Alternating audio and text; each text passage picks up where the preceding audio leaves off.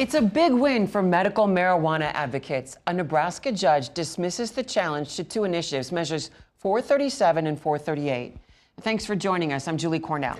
I'm Rob McCartney. This comes after Nebraskans overwhelmingly voted to support those measures earlier this month. In September, Secretary of State Bob Evnen certified both medical marijuana petitions. But in October, a former state senator and Evnen alleged massive mistakes and forged signatures collected by organizers. So they took it to court, leading to today's decision by a district court judge to dismiss the case, allowing the election results to be certified. KETV News Watch 7 has team coverage tonight. Aaron Haggerty talks with a family impacted by this ruling.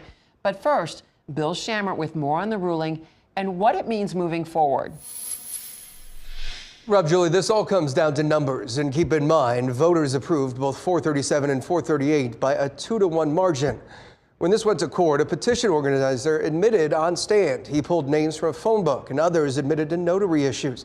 But petition organizers maintained that even if some signatures were invalid, it wasn't enough to throw out the will of the people. A little background, we are talking about 437 and 438, one to legalize medical cannabis, the other to regulate it. It's a lot of numbers on your screen, so I'll walk you through line by line. The petitions needed about 86,500 signatures each. They turned in about 114,000. The Secretary of State validated nearly 90,000 each. So, to be invalid, there would need to be roughly 3,300 fraudulent signatures on each petition. The judge calculated out only 711 invalid signatures on 437 and 826 on 438, well short. Judge Susan Strong wrote this case was about numbers, and that because the plaintiff and secretary have not rebutted the presumption of validity for a material number of signatures, a second phase of trial is not necessary. I think what the judge did in this decision was not only did she not find these allegations of fraud to be valid or sufficient, but I think that the court also really protected the initiative process against these outside attacks.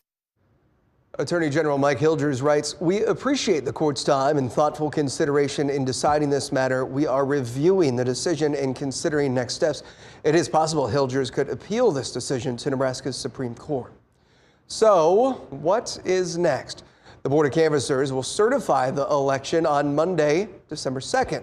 The Nebraska Medical Cannabis Commission, which will include 2 governor appointees and the 3 members of the Liquor Control Commission, have a couple 2025 deadlines.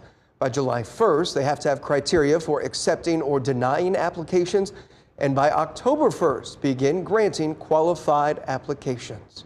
Back to you. All right, Bill, thanks for that.